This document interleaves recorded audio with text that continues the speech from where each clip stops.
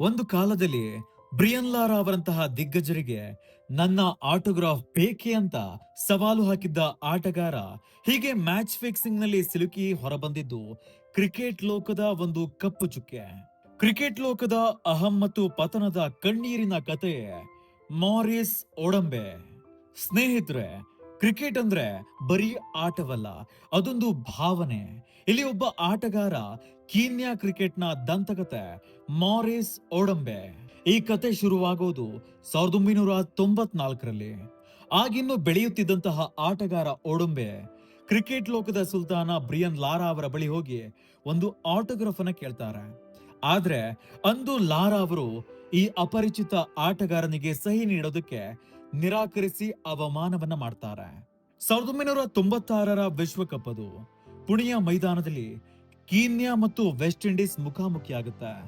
ಅಂದು ನಡೆದಿದ್ದು ಪವಾಡವೇ. ಬಲಿಷ್ಠ ವಿಂಡೀಸ್ ಪಡೆಯನ್ನ ಧೂಳಿಪಟ ಮಾಡಿದ ಕೀನ್ಯಾ ಐತಿಹಾಸಿಕ ಗೆಲುವನ್ನ ಸಾಧಿಸುತ್ತೆ.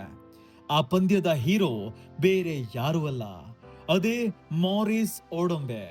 ಪಂದ್ಯ ಮುಗಿದ ಮೇಲೆ ಒಡಂಬೆ ನೇರವಾಗಿ ಲಾರಾ ಅವರ ಡ್ರೆಸ್ಸಿಂಗ್ ರೂಮ್ಗೆ ಹೋಗಿ ಕಣ್ಣಲ್ಲಿ ಕಣ್ಣಿಟ್ಟು ಹೇಳ್ತಾರೆ, ಲಾರಾ, ಅಂದು ನೀವು ನನಗೆ ಆಟೋಗ್ರಾಫ್ ಕೊಡೋದಕ್ಕೆ ನಿರಾಕರಿಸಿದ್ದೀರಿ. ಇಂದು ನಾನು ಪಂದ್ಯ ಪುರುಷ, ಬೇಕಿದ್ರೆ ಈಗ ನೀವು ನನ್ನ ಆಟೋಗ್ರಾಫ್ ಅನ್ನ ತೆಗೆದುಕೊಳ್ಬಹುದು ಅಂತ. ಇಡೀ ಕ್ರಿಕೆಟ್ ಜಗತ್ತು ಒಡಂಬೆ ಅವರ ಈ ಧೈರ್ಯ ಮತ್ತು ಆತ್ಮವಿಶ್ವಾಸಕ್ಕೆ ಬೆರಗಾಗಿತ್ತು. ಅಹಂಕಾರಕ್ಕೆ ಸಾಧನೆಯ ಮೂಲಕ ಕೊಟ್ಟ ದೊಡ್ಡ ತಿರುಗೇಟುವುದಾಗಿತ್ತು. ಆದ್ರೆ ಕಾಲಚಕ್ರ ಉರುಳಿತು.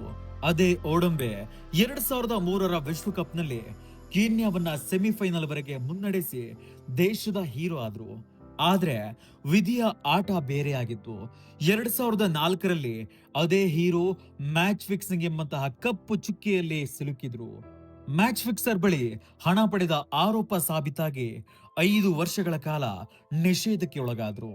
ಅಂದು ಲಾರಾ ಅಂತಹ ದಿಗ್ಗಜನಿಗೆ ಸವಾಲು ಹಾಕಿದ್ದ ಅದೇ ಕೈಗಳು ಇಂದು ಕ್ರಿಕೆಟ್ ಲೋಕದಿಂದ ದೂರ ತಳ್ಳಲ್ಪಟ್ಟಿತ್ತು. ಆ ಒಂದು ತಪ್ಪು ನಿರ್ಧಾರ ಅವರ ಇಡೀ ವೃತ್ತಿ ಜೀವನವನ್ನೇ ಬಲಿ ತೆಗೆದುಕೊಂಡಿತ್ತು. ಅವರ ಸ್ವಂತ ಪತ್ನಿಯೇ ಅವರ ವಿರುದ್ಧ ಸಾಕ್ಷಿ ನುಡಿದಾಗ ಕ್ರಿಕೆಟ್ ಜಗತ್ತು ಮೂಕ ವಿಸ್ಮಿತವಾಯಿತು. ಹೌದು, ಕೀನ್ಯಾ ಕ್ರಿಕೆಟ್ ಎಂದ್ರೆ ನಮಗೆ ಮೊದಲು ನೆನಪಾಗೋದೇ 2003ರ ವಿಶ್ವಕಪ್. ಅಂದು ಭಾರತದ ಎದುರು ಸೆಮಿಫೈನಲ್ ಆಡಿದ್ದ ಆ ತಂಡದ ಬೆನ್ನೆಲುಬಾಗಿದ್ದವರು ಇದೇ ಮಾರಿಸ್ ಒಡಂಬೆ. ಆದ್ರೆ ಮಗದೊಂದು ವರ್ಷ ಕಳೆಯುವಷ್ಟರಲ್ಲಿ ಅವರ ಬದುಕು ಅನಿರೀಕ್ಷಿತ ತಿರುವನ್ನ ಪಡೆದುಕೊಂಡಿತ್ತು. 2004ರಲ್ಲಿ ಕ್ರಿಕೆಟ್ ಲೋಕ ಬೆಚ್ಚಿ ಬೀಳುವಂತಹ ಸುದ್ದಿಯೊಂದು ಹೊರಬಂದಿತ್ತು. ಅದು ಒಡಂಬೆ ಅವರ ಮೇಲೆ ಕೇಳಿ ಬಂದಂತಹ ಮ್ಯಾಚ್ ಫಿಕ್ಸಿಂಗ್ ಆರೋಪ. ಅಂತಾರಾಷ್ಟ್ರೀಯ ಕ್ರಿಕೆಟ್ ಮಂಡಳಿಯ ಐಸಿಸಿ ಭ್ರಷ್ಟಾಚಾರ ವಿರೋಧಿ ದಳದ ಎಸಿಯು ಮುಖ್ಯಸ್ಥರಾಗಿದ್ದ ಜೆಫ್ ಸಿಮನ್ಸ್ ಅವರು ಒಡಂಬೆ ವಿರುದ್ಧ ಸುದೀರ್ಘ ತನಿಖೆಯನ್ನು ನಡೆಸಿದ್ರು. ಕೇವಲ ಒಂದು ಪಂದ್ಯವಲ್ಲ, ಫಿಕ್ಸರ್ಸ್ ಗಳ ಜೊತೆಗೆ ಇವರು ನಿರಂತರ ಸಂಪರ್ಕದಲ್ಲಿದ್ದರು ಎಂಬುದು ತನಿಖೆಯಲ್ಲಿ ಬಹಿರಂಗವಾಯಿತು. ಇದೇ ಪರಿಣಾಮವಾಗಿ ಆಗಸ್ಟ್ 2004ರಲ್ಲಿ ಅವರಿಗೆ 5 ವರ್ಷಗಳ ಕಾಲ ಎಲ್ಲಾ ಮಾದರಿಯ ಕ್ರಿಕೆಟ್ನಿಂದ ನಿಷೇಧ ಹೇರಲಾಯಿತು. ಈ ಪ್ರಕರಣದಲ್ಲಿ ಅತ್ಯಂತ ರೋಚಕ ಮತ್ತು ಮನಕಲುಕುವ ವಿಷಯವೆಂದ್ರೆ ಒಡಂಬೆ ಅವರ ಪತನಕ್ಕೆ ಅವರ ಮಾಜಿ ಪತ್ನಿ ಕ್ಯಾಥರಿನ್ ಲೇಯಿಂಗ್ ಕಾರಣ. ಅವರು ನೀಡಿದಂತಹ ಸಾಕ್ಷ್ಯವೇ ಪ್ರಮುಖವಾಯಿತು. ಕ್ಯಾಥರಿನ್ ಅವರು ಐಸಿಸಿ ತನಿಖಾ ಸಮಿತಿಯ ಮುಂದೆ ಹಾಜರಾಗಿ ಒಡಂಬೆ ಅವರು ದುಬೈ ಹಾಗೇನೆ ಇತರೆ ಕಡೆಗಳಲ್ಲಿ ಫಿಕ್ಸರ್ಸ್ ಗಳನ್ನ ಭೇಟಿ ಮಾಡ್ತಾ ಇದ್ರು, ಅವರಿಂದ ಹಣದ ಕಟ್ಟುಗಳನ್ನ ಪಡೆದಿದ್ರು ಅಂತ ವಿವರವಾಗಿ ವಿವರಿಸಿದ್ರು. ಒಬ್ಬ ಆಟಗಾರನಿಗೆ ಅತ್ಯಂತ ಆಪ್ತರಾಗಿದ್ದವರೇ ಭ್ರಷ್ಟಾಚಾರದ ವಿರುದ್ಧ ಧ್ವನಿ ಎತ್ತಿದ್ದು ಈ ಪ್ರಕರಣಕ್ಕೆ ದೊಡ್ಡ ತಿರುವು ನೀಡಿತ್ತು. 2003ರ ವಿಶ್ವಕಪ್ ನಲ್ಲಿ ಅಮೋಘ ಪ್ರದರ್ಶನ ನೀಡಿದ್ದ ಕೀನ್ಯಾ ತಂಡಕ್ಕೆ ಒಡಂಬೆ ಒಬ್ಬ ಭರವಸೆಯ ನಾಯಕ ಮತ್ತು ಆಲ್ರೌಂಡರ್ ಆಗಿದ್ರು. ಆದ್ರೆ 2004ರ ನಿಷೇಧಕ್ಕೊಳಗಾದಾಗ ಅವರಿಗೆ 34 ವರ್ಷವಾಗಿತ್ತು. 5 ವರ್ಷಗಳ ಸುದೀರ್ಘ ಶಿಕ್ಷೆ ಮುಗಿಸಿ ಅವರು ಮರಳಿ ಬರುವಷ್ಟರಲ್ಲಿ ಅವರಿಗೆ 39 ವರ್ಷ ವಯಸ್ಸಾಗಿತ್ತು. ಅಷ್ಟರಲ್ಲಾಗ್ಲೇ ಅವರ ಫಿಟ್ನೆಸ್ ಮತ್ತು ಫಾರ್ಮ್ ಎರಡೂ ಕೂಡ ಮಾಯವಾಗಿತ್ತು.